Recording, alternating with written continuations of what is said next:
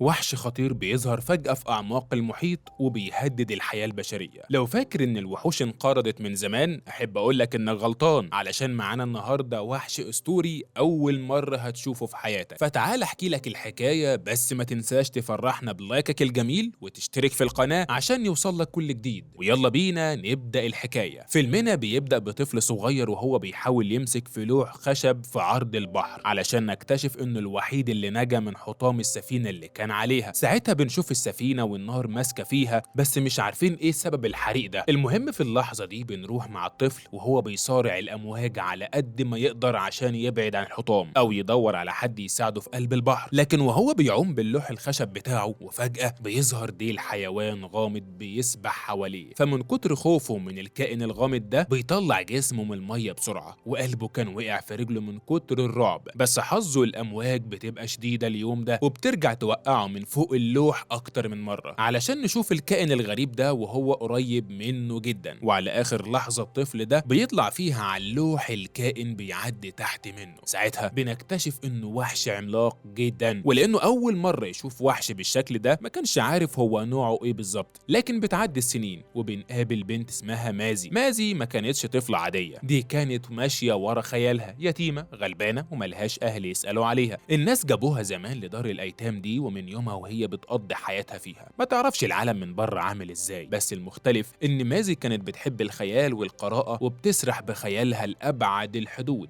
علشان كده أول ما بنشوفها بنلاقيها بتحكي قصة لزمايلها في الدار، وطبعا القصة كلها كانت معتمدة على خيالها، لكن ده كله من ورا مشرفة الدار. المهم مازي بتحكي في قصتها ان العالم كان عايش في حروب وصراعات بين البشر والوحوش، وما كانش حد عارف يعيش في سلام خالص لحد ما ظهر كابتن كرو وحرر العالم من الوحوش دول وقتلهم. مازي كانت شايفة أو متخيلة إن كابتن كرو كان قبطان كبير جدا، وبتقول إنه كان زعيم صيادين كل شغلهم في البحر يقتلوا الوحوش وياخدوا مكافآت من ناس مقابل إن هم يحموهم. وعلى هذا الوضع فضلوا عايشين مدة طويلة. الأطفال كانوا مركزين قوي في القصة وعاوزين يعرفوا أكتر عن كابتن كرو، ولكن فجأة مشرفة الدار بتدخل عليهم وبتقطع عليهم أسعد لحظة في حياتهم كلها عشان يناموا، وبتحذر مازي إنها تجمع الأطفال تاني حواليها أو تسهرهم في وقت متأخر. طبعا مازي بتخاف من المشرفة جدا وبتنام هي كمان، بس بتستناها تخرج من الأوضة وبتقوم نطة من على السرير مرة واحدة، وبتخلي واحدة من زمايلها ينام مكانها علشان غيابها ما يتكشفش. وبنكتشف بقى إنها ناوية تهرب من الدار ومجهزة شنطتها من بدري. فبتفتح الشباك اللي ما كانش حد بيعرف يفتحه أبدا وبتنط منه، ومع إن المفروض يعني زمايلها بينصحوها ترجع أو حتى يبلغوا المشرفة، إلا إن هم ما بيعملوش كده، دول بيساعدوها كمان وبيرموا لها الشنطة. وقبل ما تمشي خطوة واحدة بتوجه لهم رسالة إن هم يعيشوا بكرامتهم وما يسمحوش لحد يتحكم فيهم أبدا، وبعدين بتسيبهم وتمشي. خلينا بقى نروح لمجموعة صيادين وهم في البحر، واللي كانوا بدأوا مطاردة كبيرة جدا بينهم وبين وحش بيطلقوا عليه اسم العاصف الأحمر. الوحش ده ما كانش بيظهر كتير ونادرا لما حد بيشوفه، علشان كده ما كانوش عاوزين يضيعوه من ايديهم ويهرب المرة دي. في الوقت ده بنشوف واحد منهم اسمه جايكوب وهو بيطلع فوق برج السفينة عشان يسأل المراقب اللي فوق البرج لو كان شاف العاصف فعلا أو حتى قدر يحدد إذا كان هو ولا لأ. ولكن المراقب بيرد عليه إنه عرفه من ديله وبدأ يوصف له شكله. وقتها جايكوب بيتحمس أكتر للموضوع وبينزل يساعد كابتن كرو. أيوة، كابتن كرو اللي مازك كانت بتحكي عنه ما طلعش أسطورة ولا حاجة، ده طلع عايش أهو. المهم بنشوف كابتن كرو وهو مركز في المية قوي ومستني يصطاد الوحش ده بالذات بفارغ الصبر، علشان نعرف ان في بينهم طار بايت من سنين لما اتواجهوا زمان برضه، والوحش ضيع له واحده من عيونه. ساعتها بتظهر واحده اسمها ساره واللي بتبقى مساعده كرو، وبتبقى جايه مبسوطه قوي وبتطلب منهم ان هم يحتفلوا بالمناسبه السعيده دي لانهم اخيرا هيمسكوا العاصف الاحمر. ولكن المراقب اللي فوق البرج بيقطع كلامهم مره واحده وبيعرفهم انه في سفينه كبيره جدا بتتعرض لهجوم وسط الضباب قريب منهم، وانها شافت وحش عملاق وهو بيهجم عليهم هناك. وقتها جايكوب بيطلب من كرو انه يروح يصطاد الوحش وكمان يساعد السفينه التانيه، لكن الغريب ان كرو بيرفض وبيقول له ان هم مش هيلاقوا فرصه احسن من دي مره تانيه، وبيبقى مفكر ان الوحش لسه ماشي قدامهم زي ما هو وهم لازم يكملوا مطاردته. فجايكوب بيحاول يفهمه ان في قانون بين الصيادين بيلزمهم يساعدوا بعض لو وقعوا في مشكله، وانه مش هيقدر يكسر القانون ده ولازم يساعد السفينه التانيه. ساعتها كرو ما بيعرفش يرد عليه وبيبص ناحيه العاصف الاحمر وبيبقى متردد من جواه يسمع كلام جاكوب ولا يعارضه ويفضل مكمل في طريقه. طريقه، لكنه بيغير رأيه علشان يلتزم بالقانون وبيروح ناحية السفينة التانية، وبيغير اتجاه السفينة بتاعته أخيرا ناحية الضباب. أول ما بيقربوا من الوحش بيبدأوا يضربوا عليه نار علشان يلفتوا انتباهه ناحيتهم ويسيب السفينة التانية. وفعلا أول ما الوحش بياخد باله بيروح ناحيتهم، وأول حاجة كابتن كرو بيعملها إنه بيستدرج الوحش ناحية النور علشان يشوف هيضربه إزاي، لأنهم مش هيعرفوا يواجهوه طول ما هم في الضباب. في نفس الوقت يدوا فرصة للصيادين التانيين إن هم يصلحوا سفينتهم. المهم أثناء ما الوحش كان بيقرب منهم كانوا بيضربوا عليه نار بكل الأسلحة اللي معاهم، ولكن الغريب إن جسم الوحش ده ما بيتأثرش بولا ضربة، جلده سميك وقوي جدا مفيش حاجة بتخترقه. وفجأة بيختفي من قدامهم في المية، ولكن جيكوب ما بيستناش يختفي من قدامه وبيجري على الرمح بتاعه يرميه عليه. بنلاحظ إنه معلق بالونة في الرمح علشان يعرف مكان الوحش بالظبط، لكن الوحش طلع ذكي جدا وعامل لهم كمين، وأول ما بيلاقي فرصة مناسبة بيمسك في السفينة بتاعتهم ويسحبها معاه تحت المية. وقتها كابتن كرو وسارة بيحاولوا يضربوه في ايديه علشان يسيب السفينة، لكن الوحش ما بيستسلمش وبياخد له كام صياد منهم وهو نازل. ساعتها جاكوب بيحاول يحرر زمايله من قبضته بسرعة، وبيلمح الوحش مصاب في راسه فبيجري يرمي عليه الرمح في الجرح ده، وده بيسبب ألم كبير للوحش اللي بيضطر يسيب الصيادين ويختفي بسرعة. لكنه بيرجع مرة تانية وبيضرب جاكوب وبيحاول ياخده هو، بس جاكوب كان ذكي هو كمان وبينط فوق ظهره وبيفضل يضرب فيه على آخره. ساعتها الوحش بيفضل يلف نفسه تحت المية علشان يوقع جاكوب، وفعلا بيقدر يوقعه، بس جسمه كله يعتبر كان باين من تحت المية، وده بيدي فرصة لكابتن كرو انه ياخد الرمح بتاعه وبينط يرشقه في بطنه، وفي اللحظة دي أخيرا بيقدروا يخلصوا على الوحش للأبد. ولكن كابتن كرو ما بيرضاش يسيبه يموت في هدوء، ده بينط وراه في المية علشان ياخد منه القرن بتاعه ويثبت للعالم انه قتله بالفعل. بس في اللحظة دي بتحصل المفاجأة الكبيرة، الوحش ما كانش مات أساسا، وقبل ما كابتن كرو يطلع بره المية الوحش بيحاول يسحبه معاه لتحت، وطبعا مفيش حد بيكون شاف اللي بيحصل عشان يساعده. ولكن بعد شوية بنشوف كابتن كرو وهو موجود على السفينة، بس كان فاقد الوعي المدة بسبب كمية المية اللي شربها، وبنكتشف بقى ان جاكوب هو اللي انقذه لما لقاه اتأخر نط ورا على طول. المهم بعد ما بيفوق بيقوم يبص على العاصف الأحمر وكأنه خايف ما يقابلوش مرة تانية علشان ياخد طاره، ولكن سارة بتقطع تفكيره وبتعرفه ان السفينة فيها قطع كتير متضررة ولازم يصلحوها، وان هم مش هينفعوا يكملوا رحلتهم بالشكل ده. فبيفهم كرو انها تقصد ان هم يرجعوا للشط علشان ياخدوا المكافأة من الملك يصلحوا السفينة وبعدين يبقوا يرجعوا يكملوا اللي بيعملوه. علشان كده بينفذ طلبها وبيأمرها يوجهوا السفينة ناحية المدينة، لكنه بيبقى ندمان انه مش هيعرف يعوض فرصة زي دي تاني، خاصة انه مش ضامن هيقابل العاصف من جديد ولا لا. المهم كابتن كرو وفريقه كانوا مشهورين قوي وسط المملكة باللي بيعملوه، وعلشان كده الناس اول ما شافوا سفينتهم بتقرب من الشط وقفوا يستقبلوهم، وبيبقوا عشمانين ان هم اصطادوا وحش جديد وخلصوهم من شره. بالليل بنشوف الصيادين وهم بيحتفلوا بالصيد الجديد، ولكن سارة بتنادى على جاكوب وبتعرفه ان كرو عاوز يقابله، وطبعا جاكوب بينفذ كلامها وبيروح يتكلم مع كرو، بس بيبقى مفكر ان كابتن كرو متضايق منه بسبب اللي حصل النهارده لما خلاه يغير طريقه ويروح يساعد الصيادين التانيين. ويا دي النيله هاخد لي كلمتين في جنابي دلوقتي، فبيعمل نفسه مش فاهم الموضوع، واول ما بيدخل بيحاول يفتح في اي كلام علشان يتوهه، وبيطمنه ان هم هيصلحوا السفينه ويبقوا يرجعوا يدوروا على عاصف من جديد. لكن كابتن كرو ما كانش فارق معاه كل الكلام ده، وبيطلع له كتاب كاتبه بخط ايده بيحكي فيه عن كل الانجازات اللي عملها في حياته، وبيسلمه لجاكوب وبيطلب منه انه لو مات يكمل الطريق اللي بدأه ويملى الكتاب ده بالانجازات، وده لانه ناوي يسلم الرايه من بعده لجاكوب ويبقى مسؤول عن الصيادين والسفينه. في اللحظه دي بنرجع فلاش باك وبنشوف جاكوب لما كان طفل صغير علشان نعرف ان كابتن كرو هو اللي انقذه من الميه زمان، ومن يومها وهو بيعتبره زي ابنه. معنى كده ان جاكوب هو نفس الطفل اللي شاف العاصف الاحمر وهو صغير. المهم كرو بيعرفه انه اول ما قابله زمان وهو في حاجه مختلفه عن الباقيين، علشان كده فضل يعلمه طول السنين اللي فاتت علشان يتولى الزعامه من بعده. وبعد ما بيخلصوا بيخرجوا علشان يقابلوا اهل المملكه اللي بيسالوهم عن الوحش اللي اصطادوه المره دي. ولكن في وسط كل الناس دي بنشوف مازي واقفه بتتفرج على اللي بيحصل ومتحمسه قوي انها شافت الكابتن كرو لمره في حياتها، وبتحاول تقرب منهم على قد ما تقدر لحد ما بتدخل عليهم الحانه اللي سهرانين فيها وبتقف تتفرج عليهم. ساعتها بنشوف جاكوب اللي بقى سكران طين وبيقعد يريح شويه من الاحتفالات، وطبعا مازي لما بتلاقيه لوحده بتروح تتكلم معاه وبتعرفه بنفسها وبتبدا تحكي له عن حياتها وان اهلها كانوا صيادين زي حالاتهم كده وكانوا بيصطادوا الوحوش زمان. كل ده بتقوله علشان يشغلها معاهم على السفينه، ولكن جاكوب بيبقى مستصغرها شويه على الهم بتاعهم ده، ويا بنتي مش هينفع ناخدك معانا، انت لسه صغيره. بس مازي ما بتستسلمش، بتقرر انها تروح تتكلم مع كابتن كروب نفسه. ساعتها جيكوب بيشيلها بره الحانه خالص وبيركبها عربيه بتتحرك علشان تمشي بعيد عنهم. ولما بيرجع الحانه بيقابل ساره اللي كانت مفكره ان بقى عنده معجبين كتير وكده وبقى صياد قد الدنيا، فبيفهمها ان مازي مجرد طفله صغيره ومش لازم يحطوها في دماغهم يعني. وبعدين بيروح يكمل سهرته وينام. تاني يوم لما بيصحى من النوم بيتفاجئ انه رايح مع كابتن كرو في العربيه علشان يستلموا الجايزه من الملك. وطبعا كابتن كرو مختاره هو بالذات علشان يتعلم كل الحاجات اللي بيعملوها ويعرف يمشي الدنيا. واول ما بيوصلوا القصر الملكه بتفرح جدا ان هم اصطادوا وحوش جديده، بس كل الوحوش دي ما تجيش حاجه جنب العاصف الاحمر اللي بتسال عليه مخصوص، وده لانهم بيعتبروه اعظم وحش سمعوا عنه من سنين ولازم يخلصوا منه في اسرع وقت. وبعد ما بيخلصوا كلام بتاخدهم علشان تفرجهم على السفينه الجديده اللي عملوها مخصوص علشان تبعت فارس تاني يساعدهم ويعرفوا يصطادوا الوحش. لكن كابتن كرو كان عنده خبره كبيره في السفن، وبمجرد ما بيشوف السفينه بيعرف انها ضعيفه ومش هتستحمل مطارده واحده من بتوعهم. الملكه بتتريق عليه وبتقول له ايوه صحيح ضعيفه زي سفينتكم كده اللي ما قدرتوش تصطادوا الوحش بيها. ساعتها كرو بيتضايق جدا وبيحس انه اتقل منه، وبيعرفها انه ما قدرش يصطاد الوحش علشان سابه وراح يساعد سفينه تانيه، يعني مش تقصير منه ولا حاجه. وتقريبا كده من كتر العصبيه اللي عنده بيبدا يتلجلج في الكلام ويغلط فيهم. الملكه بتتضايق من كلامه وبتؤمر الحراس ان هم يطردوهم، لا وكانت عاوزه تنتقم منه كمان فطلبت منهم يدمروا السفينه بتاعته. فجيكوب بيحاول يلطف الجو شويه وبيتدخل علشان يهديها ويخليها تتراجع عن قرارها ده. بيبرر لها ان كابتن كرو عصبي شويه واكيد ما يقصدش يعني، وبيفكرها بالقوانين اللي اتخذت عليهم كصيادين ان هم لازم يساعدوا بعض، وان العاصف الاحمر كان قدامهم لكنه ما قدرش يسيب زمايله علشان هيتعرضوا للخطر ويقف يتفرج، وضحى بيه مقابل انه ينقذهم علشان يلطف الجو اكتر ويحافظ على السفينه بتاعتهم. بيعرض عليها ان هم يدخلوا في تحدي سوا، انها تبعت الفارس بتاعها وهم كمان ويشوفوا مين اللي هيعرف يصطاد الوحش. وعرفها ان لو الفارس قدر يصطاد الوحش قبل منهم فمش هينزلوا البحر تاني ولا هيشتغل الشغلانه دي، ولو احنا اللي اصطادنا الوحش الاول ساعتها هتنفذوا كل شروطنا. الملكه تقريبا بتفرح بالكلام ده وبتوافق على التحدي لانها مفكره ان الفارس بتاعها هيجيب لها الوحش في شوال ويرجع تاني بكل سهوله، وبتوافق ان هم يرجعوا يكملوا شغلهم. وقتها جيكوب بياخد كرو وبيرجع للسفينه بسرعه، بس كرو بيقرر انه يكافئ جيكوب على اللي عمله معاه ويسيبه يقود السفينه ولو مره واحده بس قبل ما يموت علشان يبقى مطمن على رجالته من بعده. وبيعرف الكل ان جيكوب هو اللي هيتولى المهمه دي المره دي. وتقريبا كانوا كلهم بيحبوا جيكوب لانهم بيفرحوا بالخبر ده وبينطلقوا بالسفينه. في الوقت ده كل واحد بيستلم دوره على السفينه، ولكن في منهم واحد بيروح يطمن ان براميل الميه مليانه، وفجاه بيكتشف ان برميل منهم فاضي بس مستخبي فيه حد علشان يتفاجئ انها مازي اللي مستخبيه فيه من بدري. وكمنهم كانوا يتحركوا بالسفينه خلاص ما كانش قدامهم اي فرصه يرجعوها تاني، وبيضطروا ياخدوها معاهم المهمه دي. ولكن جاكوب بيقرر ان هم اول ما يعدوا على اقرب مينا هيسيبها هناك. ساعتها كابتن كرو بيسمع الدوشه اللي حاصله وبيسال عن السبب، وعكس جاكوب تماما لما بيقابل مازي لاول مره بيوافق انها تفضل معاهم على السفينه، وبيطلب من مازي توديها لاوضتها الجديده. وفعلا ساره بتاخد مازي توديها لاوضتها واللي كانت غرفه الذخيره، وبتبدا تنظف السرير بتاعها اللي كان مليان سلاح، وبتديها خنجر تحمي بيه نفسها لو حصل حاجه، وبتأمرها ما تروحش ناحيه الشباك مهما حصل. بتعدي الساعات وهم ماشيين في البحر مده طويله على امل يلاقوا الوحش في اي مكان. ساعتها جيكوب بيلمح كابتن كرو قلقان ومتوتر قوي، بيروح يتكلم معاه ويطمنه ان هم هيلاقوا الوحش، ولكن بيقطع كلامهم لما بيشوفوا طيور كتير بتهرب من حاجه، فبيعرفوا ان في وحش عملاق جاي في السكه. بيبداوا يجهزوا نفسهم وكل واحد ياخد مكانه، والمفاجاه بقى ان الوحش ده بيطلع العاصف الاحمر اللي بيرج السفينه رجه قويه جدا بيحركها من مكانها. فبيبداوا يحدفوا عليه رماح كتير مربوطه بحبال على اساس ان هم يكتفوا يعني، ولكن العاصف ما كانش ضعيف قوي كده، ده بيسحبهم معاه ويطلع يجري. وبنكتشف انه ذكي جدا لانه بيستخدم عقله، بيحاول يعمل دوامات في الميه علشان يغرقهم. وساعتها السفينه كانت بدات تغرق ومش عارفين يتصرفوا ازاي، لان حتى لو ما غرقوش فالسفينه هتتدمر من قوه الدوامات دي. في الوقت ده مازي بتخرج من اوضتها وبتشوف الوحش لاول مره، فبتمسك الخنجر اللي في ايديها وبتحاول تقطع الاحبال اللي مربوطه فيه. وطبعا محدش بيكون فاهم هي بتعمل ايه ومفكرينها بتبوظ شغلهم، لكنها كانت بتحميهم من الغرق وعاوزه تساعدهم باي طريقه. ولما جاكوب بيحاول يمنعها بتعرفوا ان هم لو ما عملوش كده السفينه هتغرق بيهم ومش هيبقى فيها ولا وحش ولا غيره. وقتها جاكوب بيتاثر بكلامها وبيحس ان معاها حق، خاصه لما بيبص حواليه وبيلاقي الطاقم بتاعه وهو بيموت قدام قدام منه، فبيسيبها تعمل اللي هي عاوزاه. وقتها كرو بيروح يزعق معاها هي وجيكوب لانهم بيضيعوا الفرصه من ايده، بس الاحبال بتتقطع مره واحده والسفينه بترجع تعدل نفسها. وكمنهم ما كانوش عاملين حسابهم فقوه الدفع اللي بتحصل دي بتوقع مازي وجيكوب في الميه. مازي ما كانتش بتعرف تعوم وعلشان كده غرقت على طول، ولما جيكوب بيشوفهاش قدام منه بيغطس بسرعه علشان ينقذها، لكنه بيتفاجئ وهي بتشاور له في اتجاه معين يبص فيه. وساعتها بيكتشف انها بتشاور على الوحش اللي كان واقف هادي بيتفرج عليهم من بعيد. الاغرب انه بيختفي مره واحده وما بيهجمش عليهم زي ما كانوا متخيلين، لكنهم بيخرجوا من الميه بسرعه وبيلاقوا مركب صغيره فبيركبوها. ولما كابتن كرو بيشوفهم بينادى على جيكوب علشان يسلموا مازي، بس جيكوب كان فاهم كابتن كرو كويس قوي وعارف انه لو سلموا مازي فهيقتلها. في اللحظه دي بيظهر الوحش مره تانية وبيبلعه هو ومازي ويغطس بيهم، كل ده قدام افراد السفينه اللي كانوا مصدومين من اللي حصل، خاصه كابتن كرو اللي ما بيصدقش انه خسر جيكوب للابد. وبعد شويه بنشوفه وهو قاعد متضايق وسرحان ومش عارف يتصرف ازاي، علشان ساره تيجي تعرفه ان السفينه اتضررت جامد ومش هيقدروا يكملوا مهمتهم، وبتاخده علشان توري له حجم الضرر اللي اتعرضوا له واللي كانوا بيغرقوا حرفيا بالبطيء. فبيقرر كلو ان هم يتحركوا ناحيه جزيره قريبه منهم واسمها موكش، وده بيخلي الكل يستغرب من قراره ده. ولكن في واحد منهم بيقطع الصمت ده وبيساله لو كان رايح يقابل جوين، بس كابتن كرو ما بيردش عليه وبيبص له ويمشي. تاني يوم على الفجر بيوصلوا الجزيره وبنشوف كرو وهو متجه ناحيه جبل عالي واللي بنعرف انه بيت جوين. بيدخل يقابلها ويتكلم معاها علشان نكتشف ان جوين ساحره. وقتها جوين بتبدا الكلام بانها عارفه هو جاي هنا ليه، ومن غير اي كلام زياده بيتفرجوا على اخر حاجه اخترعتها وبتعرفوا ان ده اقوى سلاح يقدر يهزم بيه الوحش بتاعه، وده لانه مليان سم قوي جدا يقدر يخلص على اي وحش مهما كانت قوته. السلاح ده كان عباره عن سهم صغير لكنه قوي جدا، وهي كمان اطلقت عليه اسم القدر. هنا بقى بنعرف ليه الصيادين كانوا مصدومين لما لقوه عاوز يقابل جوين. لما جوين بتعرف كرو انه علشان ياخد اللي هو عاوزه لازم يخضع لشروطها، واهم ما فيها انه مش هيعرف يشوف يوم حلو تاني في حياته. لكن كرو ما بيترددش لحظه انه ياخد السهم ويمشي. في الوقت ده بنروح لجيكوب ومازي اللي بنكتشف ان هم لسه عايشين، بس المره دي كانوا جوه بطن الوحش. بيحاول جيكوب انه يدور على طريقه يخرجوا بيها ولكن ما بيلاقيش، واثناء ما كانوا بيدوروا بيلاقوا فتحه صغيره جدا بيقدروا يتفرجوا بيها على المنظر من بره علشان نكتشف انها مناخير الوحش. وقتها جيكوب بيفكر في اجرأ قرار في حياته، انه ينط من مناخير الوحش لبره ويبدا يربط مازي بحبل ويربطه هو كمان فيه. ومش عارف الصراحه جابوا حبل منين، بس ما علينا، تقريبا من الاحبال اللي كانت متعلقه في جسم الوحش لما رموا عليه الرماح. لكن قبل ما يهربوا بيلاقوا الوحش واخدهم لجزيره في وسط البحر، وفجاه بسبب تحريك جيكوب للرمح كتير واللي كان شابك في مناخير الوحش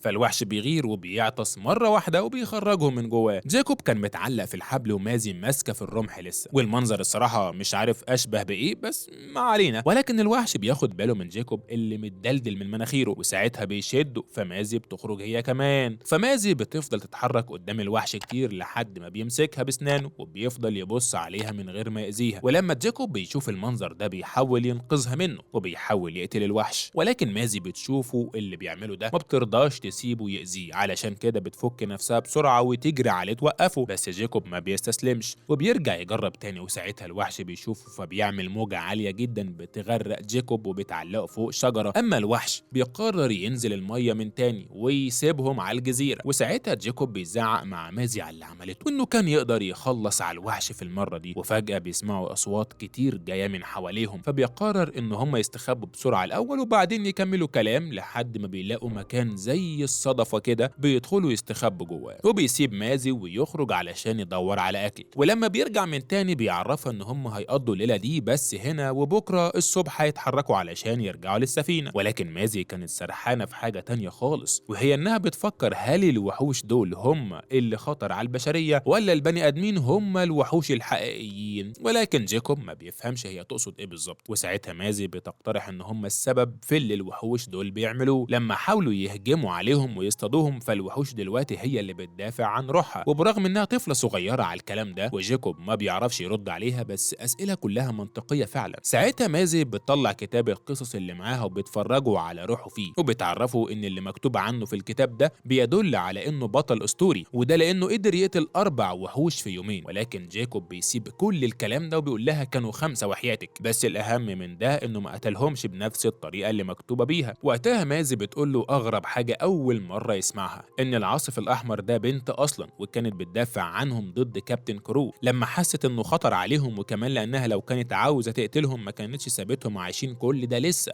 فجيكوب ما بيعرفش يرد عليها الصراحة وبيسكت.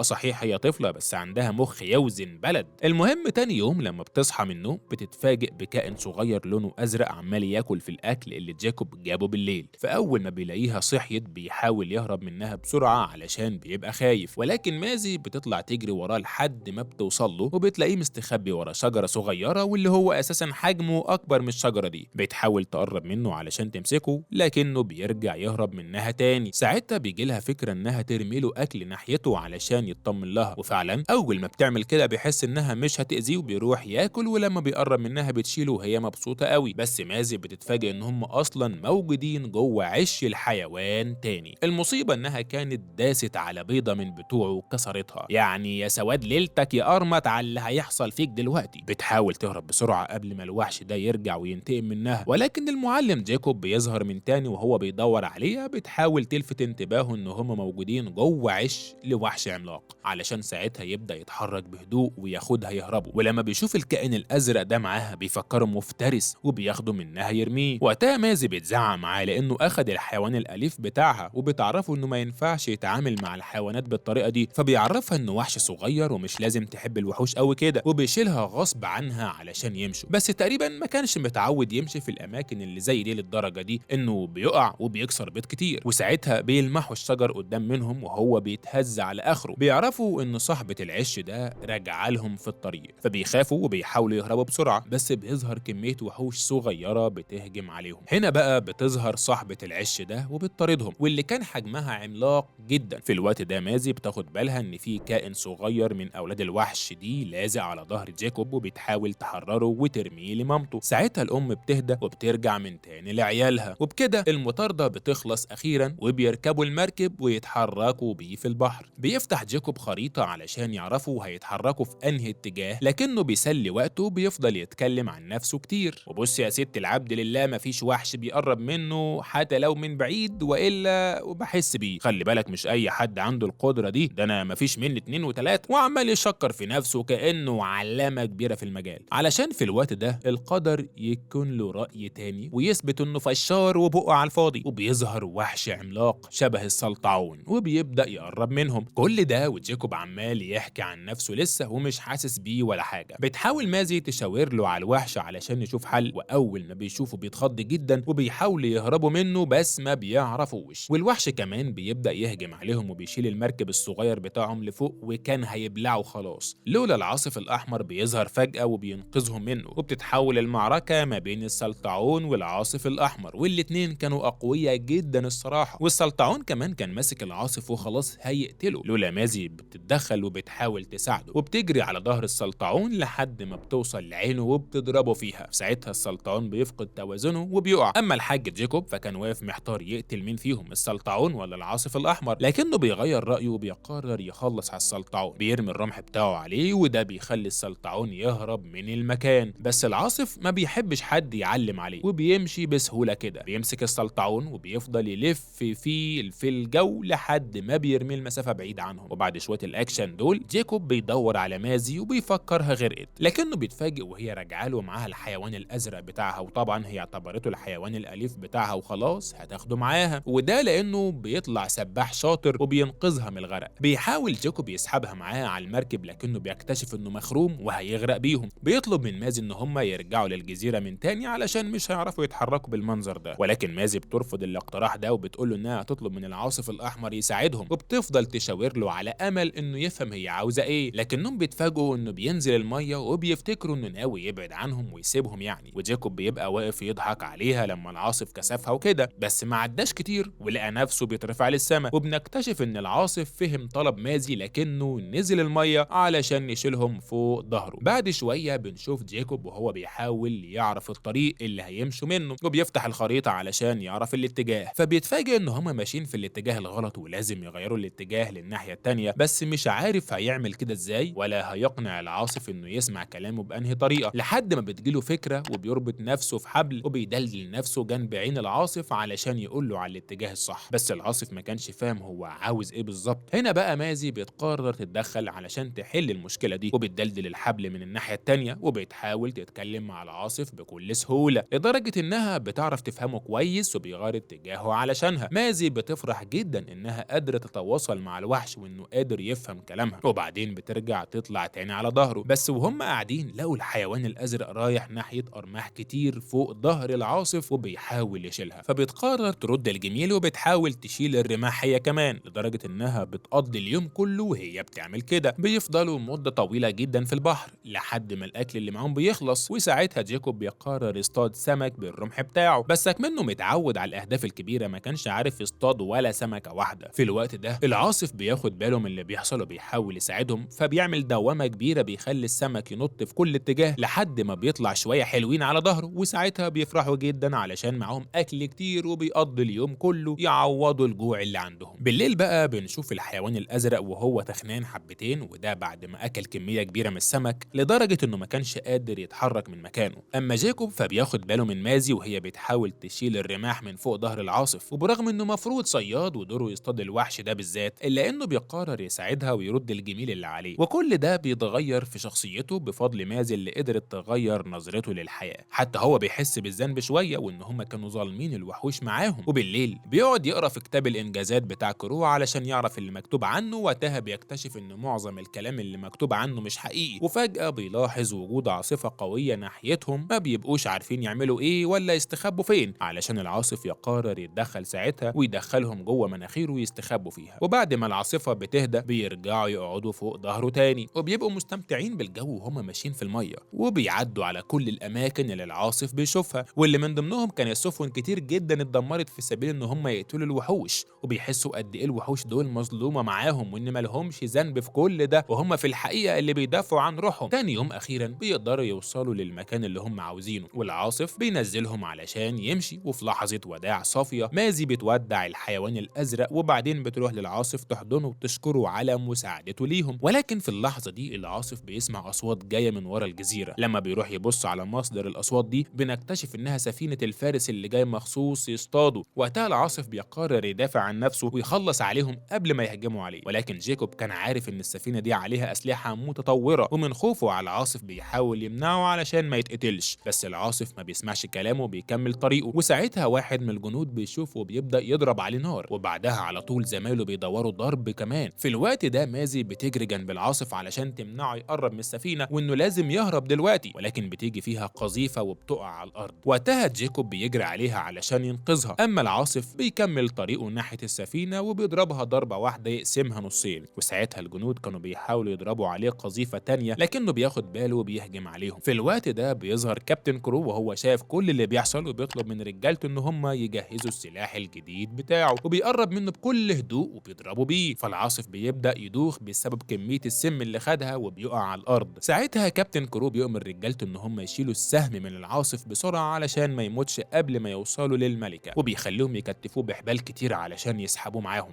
قراره ده بيخلي سارة تستغرب لانه كان اكتر واحد عاوز يقتل العاصف من سنين، لكنها ما بتقدرش تقول حاجة. في اللحظة دي كابتن كرو بياخد باله من المركب الصغير بتاع جيكوب، وبنكتشف ان مازي لسه عايشة لكنها مصابة وفاقدة الوعي، فبينقذهم ويطلعهم للسفينة بسرعة، وبعدين بيتجهوا ناحية المدينة. لما مازي بتفوق بتبدأ تستوعب اللي حصل وبتسمع اصوات كتير حواليها، وبتكتشف انها نايمة في السرير ومتعلق لها محاليل كتير، والدكتور عمال يعالج فيها على اخره لان حالتها صعبة. وفي نفس الوقت بنشوف جيكوب وهو قاعد مع كرو بيحكي له كل اللي حصل، وكرو ما كانش مصدق كل اللي بيسمعه ده لانه مش مستوعب ان وحش ينقذ بني ادمين كده بسهولة. وبيحس ان جيكوب بدأ يتعاطف مع الوحوش علشان كان بيسأله هو انت في صفنا ولا في صف الوحوش. كل الكلام ده كانت مازي سامعاه كويس قوي، وشايفه ان كابتن كرو عبارة عن وحش في صورة بني ادم، وعلشان كده بتقوم تمسك سكينة وتهجم عليه عاوزة تقتله. ولكن جيكوب بيلحقها بسرعة وبيرجعها للسرير تاني. بتحاول مازي تفكره باللي العاصف عمله عشانهم، وبتقول وبتقول له انه لازم يساعده زي ما ساعدهم. وقتها جيكوب بيصدمها وبيعرفها انه مش هيقدر يعمل كده دلوقتي لانه خلاص ما عادش ليه سلطه. بتعدي الليله دي بالطول وبالعرض، ومازي كانت لسه تعبانه زي ما هي، ولما بتلاقي السفينه وصلت للمدينه اخيرا بتعرف ان نهايه العاصف خلاص قربت، فبتحاول تقوم وهي بتتسند كده غصب عنها وبتفتح باب الاوضه علشان تروح تنقذه. في اللحظه دي بيظهر الحيوان الازرق جنب الشباك وبيحاول يساعدها، فبيفتح لها فتحه كبيره علشان تخرج منها. في الوقت ده بنشوف كل الناس متجمعين ومستنيين يشوفوا العاصف عامل ازاي، وبيبقوا خايفين منه جدا لكنهم منبهرين بشكله. اما مازي فعلى ما بتخرج بتلاقي نفسها قدام بوابه القلعه، وبتاخد بالها من الشعار اللي مرسوم عليها، وبتفتكر انها شافته قبل كده في كتاب القصص اللي معاها. ولما بتبص حواليها بتكتشف ان الشعار نفسه مرسوم على كل الكتب اللي موجوده، فبتفهم ان الملكه هي اللي كتبت كل الكتب دي بنفسها، وبتعرف انها بتكره العاصف جدا. بتاخد الخنجر بتاعها وبتجري تحرر العاصف قبل ما يدخلوا من البوابه، ولكن للاسف كانوا دخلوا خلاص جوه القلعه. ساعتها بيظهر الملك والملكه وهم واقفين مبسوطين باللي شايفينه قدامهم، ووقتها كابتن كرو بيدخل يتكلم عن نفسه شويه وبيقول انا الوحيد اللي قدرت امسك العاصف الاحمر، وان جنود الملكه ما قدروش يعملوا معاه حاجه لانهم مش بنفس قوتي وذكائي. وطبعا هو بيعمل كده علشان يقلل من قوه الجنود ويعلي من قيمه الصيادين، وان الناس مش هيقدروا يستغنوا عنهم مهما حصل. وبيفضل يحكي للناس كل اللي حصل طول الطريق، وبعد ما بيخلص بيمسك الرمح بتاعه علشان يقتل العاصف قدام الكل.